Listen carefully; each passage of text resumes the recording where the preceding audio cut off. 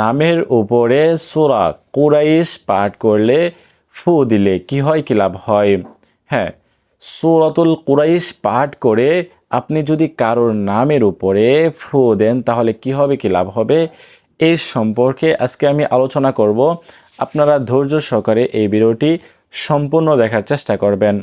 যদি সূরা কুরাইশ আপনারা সহিষ্ণুভাবে না পারেন তাহলে কিন্তু কাজ হবে না। তো আসেন আমরা প্রথমে সূরা কুরাইশ শিখে নেই। আউযু বিল্লাহি মিনাশ শাইতানির রাজিম। বিসমিল্লাহির রহমানির রহিম। لإيلاف قريش إيلافهم رحلة الشتاء والصيف فليعبدوا رب هذا البيت الذي أطعمهم من جوع وآمنهم من خوف। এরকম ভাবে সহি শুদ্ধ করে নেবেন সূরা কুরাইশ। তো পাঠ করা মানে সহি শুদ্ধ করা শেষ হইলে এখন আপনারা আমলটি কিভাবে করবেন, কখন করবেন? এই আমলটি আপনারা যে কোনো সময় করতে পারবেন, তবে আপনাকে ওই ব্যক্তির নাম কি করতে হবে, লিখতেও পারেন বা মনে করেও করতে পারেন। তো লেখলে একটি সাদা কাগজের মধ্যে আপনি ওই ব্যক্তির, যে ব্যক্তির জন্য আপনি আমলটি করবেন ওই ব্যক্তির নামটি আপনি লিখে নেবেন। লিখে আপনি প্রথমে 3 বার ইস্তিগফার পাঠ করবেন, আস্তাগফিরুল্লাহ আস্তাগফিরুল্লাহ আস্তাগফিরুল্লাহ। তারপর 3 বার দুরূদ শরীফ পাঠ করতে হবে, যে দুরূদ শরীফ আমরা নামাজের মধ্যে পাঠ করে থাকি। আল্লাহুম্মা সাল্লি আলা মুহাম্মাদি ওয়া আলা আলি মুহাম্মাদ কামা সাল্লাইতা আলা ইব্রাহিম ওয়া আলা আলি ইব্রাহিম ইন্নাকা হামিদুম মাজিদ।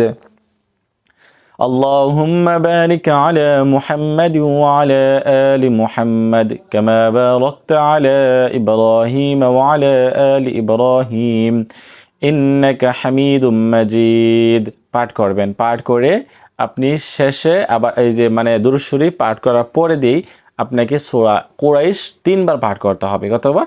3 বার পাঠ করবেন।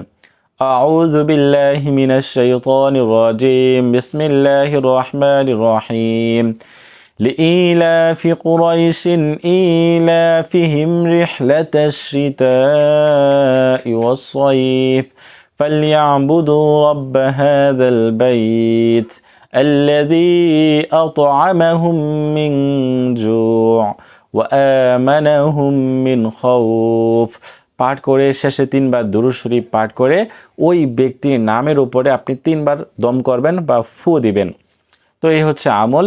এই আমলটি করতে পারলে কি হবে, ওই ব্যক্তি, যে ব্যক্তির নামের উপর আপনি আমলটি করেছেন ওই ব্যক্তি আপনার শত্রু হয়ে থাকলে আপনার শত্রু দমন হবে।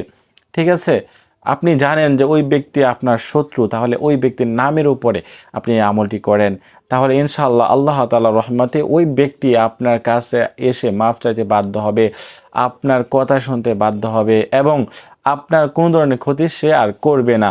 হ্যাঁ, আপনার প্রতি তার একটা ভালোবাসা জন্ম নেবে আর কি। তো এই জন্য আপনারা এই আমলটি করতে পারেন। বিশেষভাবে যে কোনো শত্রুর জন্য আপনি আমলটি করতে পারেন। পাশাপাশি আপনি সূরা লাহাবের আমলটিও করতে পারেন।